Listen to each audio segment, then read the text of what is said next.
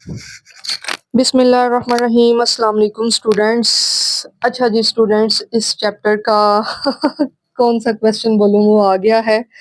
अब हमें ये करना है सॉल्व। मेरे साथ साथ प्रैक्टिस कर लीजिएगा। मुझे वैसे पर्सनली इस चैप्टर के क्वेश्चन नंबर 5 और 6 पसंद है और फिर 10 to 15 सारे ही पसंद हैं। इसके अलावा मुझे जो क्वेश्चन है ना वो इतने कोई पसंद नहीं है एज अ टीचर, लेकिन एज अ टीचर मेरी रिस्पॉन्सिबिलिटी है सारे क्वेश्चंस करवाना, तो मैं ये करवाऊंगी आपको और आपने करने हैं। As a student it is your responsibility कि आपने करने हैं। तो साथ साथ मेरे प्रैक्टिस कीजिएगा। On 1 January 2007 a company issued 15,009% debentures of ₹100 each at ₹95। देखें असल कीमत से फेस वैल्यू पार वैल्यू से कम पर जा रहा है तो इट मींस डिस्काउंट पर इशू हो रहे हैं। ये आउटस्टैंडिंग नहीं लिखा तो इट मींस हमें यहाँ पर इशू की एंट्री करनी होगी और डिस्काउंट का यहाँ पर हम फार्मूला भी लगाएंगे। डिस्काउंट का फार्मूला क्या होता है? टोटल वैल्यू पूरा लिखिएगा, face value minus discount. Okay जी, फेस वैल्यू है 100, डिस्काउंट उसने खुद बता दिया 95 है, तो फिर डिस्काउंट कितना है?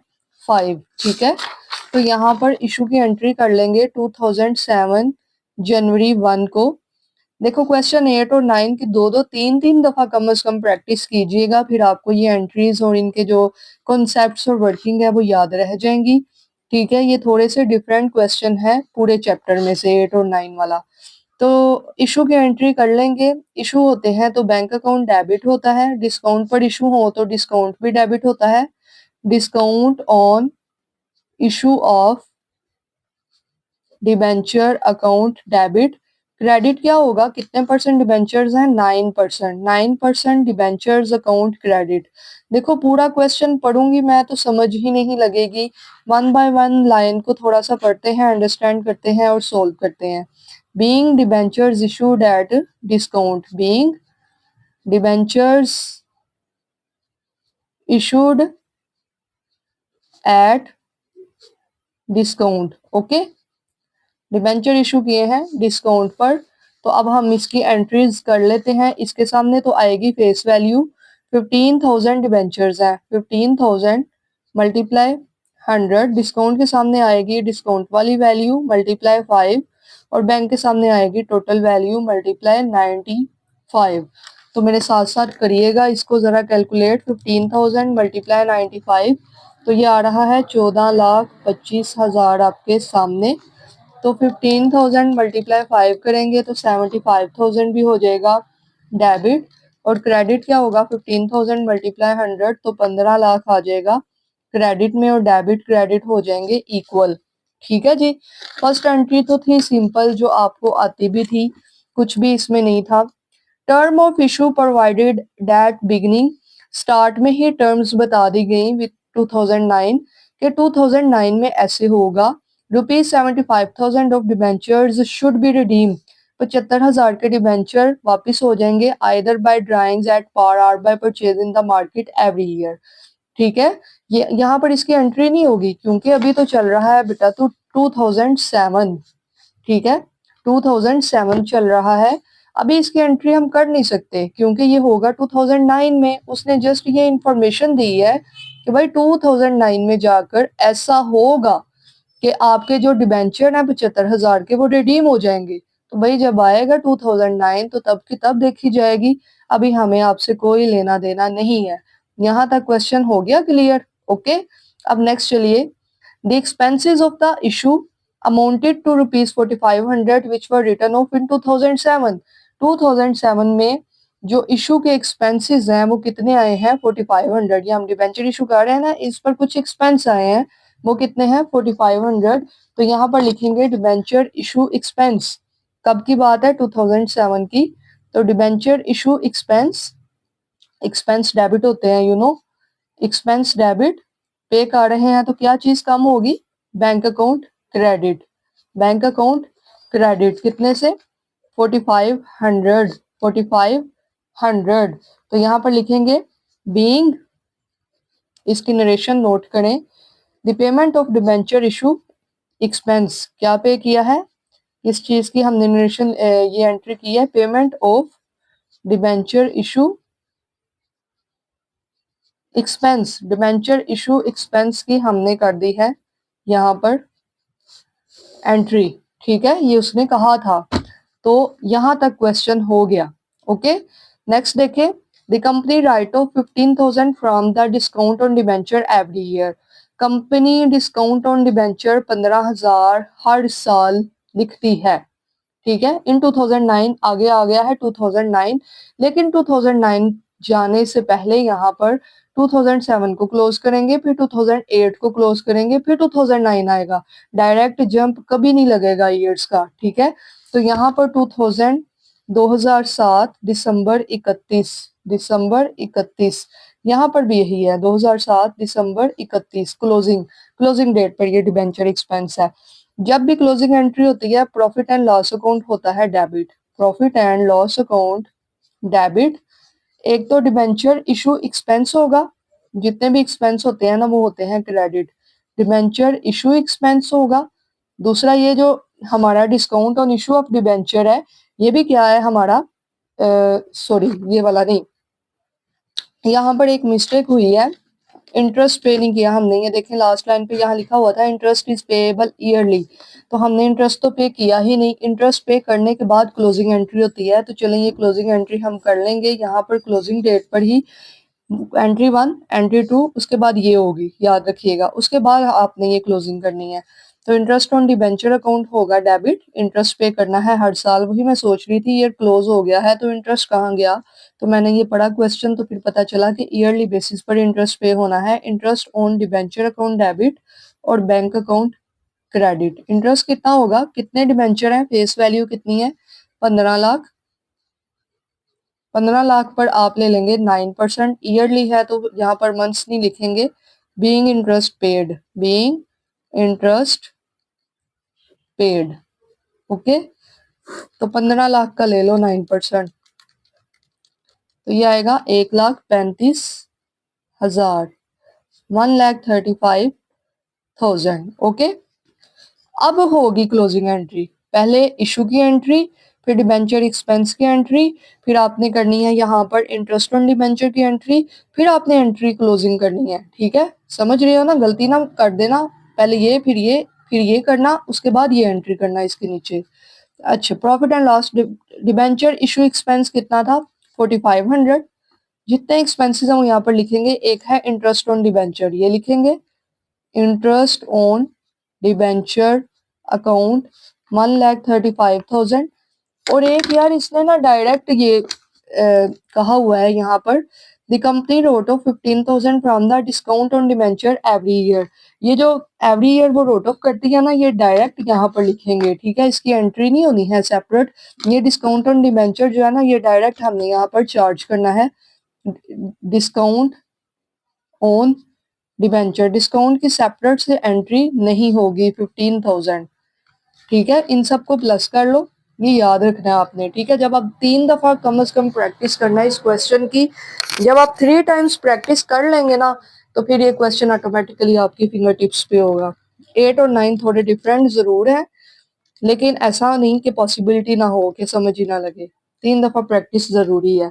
तो क्लोजिंग एंट्री करोगे 51,500 आपका प्रॉफिट एंड लॉस अकाउंट को चार्ज हो जाएगा, ठीक है। तो आपने इसकी नरेशन सिंपल लिख लेनी है, बीइंग ऑल एक्सपेंसेस, बारी बारी सारे नाम लिखने से बेहतर है लिख दो ऑल एक्सपेंसेस ट्रांसफर टू या charge to profit and loss account, ठीक है जी। पेपर में ये नहीं करना इसके बाद ये एंट्री कर दो, मैं बार बार आपको बता रही हूँ, इन दो के बाद ये एंट्री इधर आनी है, ये इधर आनी है। मुझसे मिस्टेक होगी दोबारा करना बेटा बड़ा मुश्किल होता है क्वेश्चन, इसलिए मैंने आपको बता दिया कि पहले इंटरेस्ट की एंट्री, उसके बाद लास्ट पे ये क्लोजिंग एंट्री। जब क्लोजिंग एंट्री कर ली तो 2007 का किस्सा हुआ तमाम, 2007 की कहानी यहाँ पर हो गई खत्म।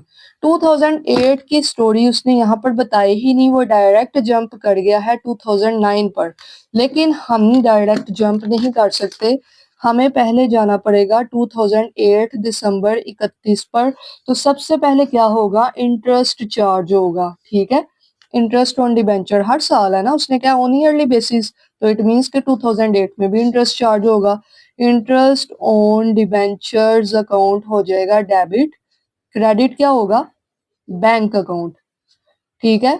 और इसकी एंट्री वही है, कितनी, 15 लाख का हमारे पास डिबेंचर्स हैं और कितने परसेंट हैं, कितने परसेंट हैं, 9% डिबेंचर्स हैं। तो आपने यहाँ पर ले लेना है 15 लाख का 9%, तो वो देखें 1,35,000 क्या आएगा, इंटरेस्ट ऑन डिबेंचर्स आ गया। इसके अलावा 2008 में कोई ट्रांजैक्शन, कोई बात हुई ही नहीं, तो यहाँ पर लिखेंगे being interest paid on debentures, लिख लें ऑन डिबेंचर्स, ठीक है, ये हो गया। तो जब कोई और ट्रांजैक्शन नहीं हुई तो फिर क्या होगा, क्लोजिंग एंट्री होगी, और क्या होगा, ठीक है, जाहिर सी बात है, और कुछ भी नहीं, तो फिर क्या होगा, क्लोजिंग एंट्री तो होगी ही होगी। तो उसमें क्या आएगा, एक तो आएगा interest on debenture, interest on debenture कितना है, 135,000। दूसरा ये जो डिस्काउंट ऑन डिबेंचर है ना 15,000, ये तो हर साल में है ना, ये उसने कहा हुआ है 15,000 from the discount on debenture every year, हर साल। तो डिस्काउंट मैंने कहा था इसकी सेपरेट से एंट्री नहीं होगी, यहीं पर आएगा डिस्काउंट ऑन डिबेंचर्स अकाउंट 15,000। तो इन दोनों को प्लस कर लें तो आ जाएगा 1,50,000 बीइंग ऑल एक्सपेंसेस। जल्दी जल्दी मैं करवा रही हूँ बस। Charge to profit and loss account, hopefully कि आपको समझ आ रही होगी। देखो यार, आपको घर बैठे एक ये मिल रही है सहूलत, तो आप इसको अच्छे तरीके से अंडरस्टैंड करें। यकीन करें कि ये ट्यूशन्स में, बड़ी बड़ी अकेडमियों में, इवन के छोटी छोटी अकेडमियों में भी इसकी बहुत फीस चार्ज होती है। तो आपको एक अपॉर्चुनिटी ये मिल रही है, तो मैं आपको ये कहूँगी कि इसको दिल लगा कर सुने और अंडरस्टैंड करें, अगर कोई आपके लिए एफर्ट्स कर रहा है, ठीक है। तो इंशाल्लाह ताला आपके अच्छे मार्क्स भी आएंगे। बस आपको थोड़ी सी एफर्ट की, ये जो ऑनलाइन स्टडी होती है ना, इसमें सेल्फ जो एफर्ट्स होती है ना वो करनी पड़ती हैं, बस ये बात है। अब 2009 जब दिसंबर 31 आया तो क्या होगा, सबसे पहले तो इंटरेस्ट चार्ज होगा। मैंने कहा था कि इंटरेस्ट सबसे पहले पकड़ो। जब इंटरेस्ट चार्ज, याद रख लो डिबेंचर में इंटरेस्ट चार्ज होना ही होना है, इसकी एंट्री होनी ही होनी है, तो ये आपको करनी होगी, ठीक है। तो कितना इंटरेस्ट चार्ज होगा, उतना ही होगा, बार बार वही वर्किंग है, क्योंकि अभी तक कोई भी डिबेंचर्स ना नए खरीदे हैं ना पुराने कैंसिल हुए हैं। तो 9%, तो इसकी नरेशन मैं साथ साथ लिख रही हूँ, आपने भी करनी है। बीइंग इंटरेस्ट चार्ज, इंटरेस्ट, देखो ये इसको प्रेजेंटेशन से करोगे तो बहुत खूबसूरत पेपर ये लिखा जाता है। तो आपने, ये तो रफली मैं समझा रही हूँ, आपने अच्छी प्रेजेंटेशन के साथ अटेम्प्ट करना है पेपर, ठीक है जी। मैं आप लोगों को अच्छी सी प्रेजेंटेशन का पेपर जो है ना, कहीं पढ़ा होगा, मैं आपको दिखाऊंगी भी, अपना या अपनी किसी टीचर का भी मेरे पास एक पढ़ा हुआ है बहुत अच्छा सा पेपर, कि पेपर की खूबसूरती कितनी मैटर करती है, ठीक है। तो ये आपने करना है। अच्छा, दिसंबर 31 को ये हो गया। अब क्या हुआ 2009 में, in 2009 debentures to be redeemed were repaid at the end वगैरह वगैरह, ये जो उसने कहा था ना रिडेम्पशन होगी, वापसी होगी 75,000 की, वही उसने बात ऊपर भी लिखी है, वही बात उसने यहाँ पर याद भी करवा दी है कि भाई अब रिडेम्पशन कर दो, डिबेंचर टू बी रिडीम्ड, ठीक है। अब उसने कहा है कि इनकी रिडेम्पशन कर दो। तो जब रिडेम्पशन होती है तो क्या होता है, देखो जब डिबेंचर इशू होते हैं तो एंट्री होती है बैंक डेबिट डिबेंचर क्रेडिट, ऐसे ही होता है ना। अब वापसी हो रही है तो डिबेंचर हो जाएंगे डेबिट, 9% डिबेंचर्स अकाउंट हो जाएगा डेबिट, और दूसरी तरफ बैंक अकाउंट हो जाएगा क्रेडिट, कितने से, उसने खुद ही तो बता दिया कि 75,000 से। 75,000 के डिबेंचर्स जो है वो क्या हो गए हैं, रिडीम्ड, वापिस हो गए हैं, बीइंग डिबेंचर्स रिडीम्ड, ठीक है जी, डिबेंचर हो गए हैं, रिडीम हो गए या कैंसिल हो गए, एक बात है। तो इस तरह से आपने लिख देना है। अब क्या होगा, बात खत्म हो गई है, आगे तो उसने 2010 की बात स्टार्ट कर ली है, 2009 की खत्म हो गई है। तो जब खत्म हो गई है तो profit and loss account debit, interest on debenture account credit, interest on debenture account closing entry करेंगे, एक डिस्काउंट ऑन डिबेंचर भी होगा credit, discount on debenture account हो जाएगा क्रेडिट। तो इंटरेस्ट कितना था, 135,000, डिस्काउंट कितना है 15,000, और यहाँ पर भी इसका टोटल क्या आएगा 1,50,000, और इसकी नरेशन भी सिमिलरली उस तरह से होगी बीइंग ऑल एक्सपेंसेस मैं लिख ही देती हूँ, charged to profit and loss account, profit loss account को चार्ज कर दिए। ठीक है, तो यहाँ पर ये बात हो गई, 2009 की कहानी भी हो गई खत्म। अब बात स्टार्ट होने जा रही है 2010 की। ठीक है, तो ये बुक आपके सामने है। 2010 में क्या हुआ है चेक करें। इन 2010 दी कंपनी परचेज फॉर कैंसलेशन, अच्छा फिर से कैंसलेशन की एंट्री करनी है। 750 debenture at the ruling price of 98 on 31 December, the expenses being 150, और इन डिबेंचर्स के जो एक्सपेंसेस थे वो 150 थे। अच्छा ये करते हैं, लेकिन जब 2010 आया, 2010 दिसंबर 31, तो सबसे पहले तो इंटरेस्ट चार्ज होगा ना। इंटरेस्ट क्योंकि ईयरली बेसिस पर इंटरेस्ट था। सबसे पहले मैंने कहा था कि बात ही इंटरेस्ट की आएगी। टाइम वादा आ गया तो वादा तो निभाना पड़ेगा। ठीक है जी, तो बैंक अकाउंट क्रेडिट। अब देखो बात समझने वाली यहाँ पर ये है, डिबेंचर का चैप्टर इजी है, बस दिमाग हाजिर रख कर किया जाए तो। 15 लाख में से याद रखिए कि 75,000 के कैंसिल कर दिए, रिडीम कर दिए हमने डिबेंचर्स। ठीक है, तो अब इंटरेस्ट होशो हवास कायम रख कर लीजिएगा कि 15 लाख में से 75,000 के तो चले गए, इनकी तो बात ही खत्म हो गई। तो बाकी रह गए हैं 14,25,000 के डिबेंचर्स। इनके ऊपर आपने लेना है 9%। ओके जी, इनके ऊपर लीजिएगा 9%। 1,28,250, 1,28,250। ठीक है जी, 1,28,250। देखो 8 और 9 वाला मानती हूँ मुश्किल है क्वेश्चन, ठीक है, लेकिन ऐसा नहीं है कि टीचर आपको स्टेप बाय स्टेप आपके सामने सॉल्व करवाए फिर भी आपको समझ ना लगे एक एक line word to word. Just आपको फोकस करने की ज़रूरत है, आपको थोड़ी सारी तवज्जो के साथ इन क्वेश्चंस को सुनेंगे समझेंगे तो हो जाएंगे, कुछ मुश्किल नहीं है। ठीक है, डिफरेंट ज़रूर है थोड़े से बाकी क्वेश्चन से, लेकिन ऐसा नहीं है कि बिल्कुल समझ ही ना लगे आपको। तो यहाँ पर इसकी नरेशन लिख लें, being interest paid, debenture interest paid. ठीक है, ब्लैक पॉइंटर से खूबसूरत करके नरेशन लिखें तो ये बहुत अच्छा ये आपका प्रेजेंटेशन होगी इसकी। अच्छा अब क्या होगा, अब ये होगा कि 2010 में उसने कहा है कि 750 डिबेंचर 98 के हिसाब से कैंसिल भी हुए हैं, तो एंट्री क्या होती है कैंसिलेशन की, उसी तरह से 9% डिबेंचर्स हो जाते हैं डेबिट और बैंक हो जाता है क्रेडिट, बैंक अकाउंट क्रेडिट, ऐसे ही है। अब देखिएगा 750 के हिसाब से, देखो मैंने कहा था स्टार्ट में कि परसेंटेज के सामने हमेशा फेस वैल्यू आएगी, कभी भी यहाँ पर कोई और वैल्यू नहीं आएगी। तो 75,000 तो यहाँ पर आ गया।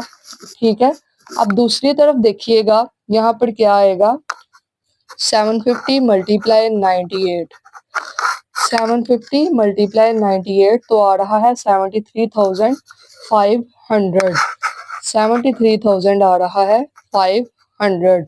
150 उसने कहा है एक्सपेंसेस पेड, बीइंग 150 के एक्सपेंसेस पेड, तो ये भी आएगा बैंक अकाउंट में ही।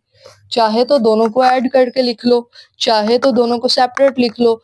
ठीक है, यहाँ पर उसने खुद ही इस एंट्री के साथ बताया ना, बीइंग द एक्सपेंसेस पेड 150, तो ये इस तरह से आपने लिखना है। ठीक है, अब आगे देखिएगा डिफरेंस क्या है, 75,000 में से लेस करो 73,500 और 150, तो 1350 का क्या आ रहा है यहाँ पर डिफरेंस आ रहा है, जो कि चार्ज होगा रिडेम्पशन पर 1350 क्रेडिट में बच रहा है, तो इसको कहेंगे प्रॉफिट ऑन कैंसलेशन या रिडेम्पशन है ना, तो रिडेम्पशन वर्ड यूज होगा, profit on redemption of debenture account. अब हमारे डेबिट क्रेडिट इक्वल हो, जो डिफरेंस बचे ना यहाँ पर रिडेम्पशन या कैंसलेशन में, वो इसको चार्ज करते होते हैं। ठीक है, profit on redemption of debenture account को, तो यहाँ पर लिख देंगे बीइंग, क्या नरेशन आएगी जो बुक पर है वही आएगी, being debenture purchase for cancellation, debenture redeem लिख दो बस, ये भी ठीक है, या कैंसल्ड लिख दो, इस तरह से कैंसल्ड या रिडीम लिख दो, बात खत्म। अब क्या होगा, अब होंगी closing entry, profit and loss account debit, interest on debenture credit, interest on debenture, एक वो डिस्काउंट, डिस्काउंट पता हर साल आना था, डिस्काउंट ऑन डिबेंचर और तो नहीं कुछ है, देखो हाँ चेक करो, इंटरेस्ट ऑन डिबेंचर है और एक डिस्काउंट ऑन डिबेंचर है, और कुछ है ही नहीं। एंट्रीज, इंटरेस्ट आया था 1/28/250, ये देखो ना इस साल का, और डिस्काउंट वही 15,000। अब इन दोनों को ऐड करके प्रॉफिट लॉस को चार्ज कर दो, तो ये देखो 143,250, 143,250, ठीक है। तो यहाँ पर वही नरेशन है, all the expenses charge to profit and loss account. Last पे एक और क्लोजिंग एंट्री होगी, वो क्या होगी, ये देखो profit on redemption of debenture है ना, जो इसको भी हमने क्लोज करना है। Profit on redemption of debenture account पूरा लिख लीजिएगा। ये चार्ज होगा डिस्काउंट ऑन डिबेंचर को, डिस्काउंट ऑन डिबेंचर्स अकाउंट को। 1350 है ना, तो ये भी 1350, ठीक है। तो इसकी नरेशन होगी बीइंग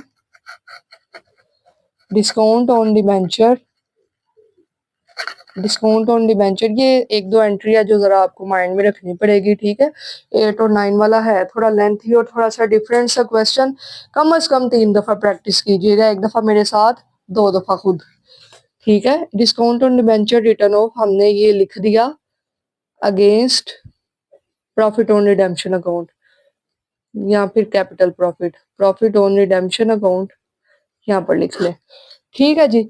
तो ये आपका क्वेश्चन 9, लेकिन अभी रहता है, देखो उसने कहा give journal entries and balance sheet as it relates to debenture on 31 December 2010।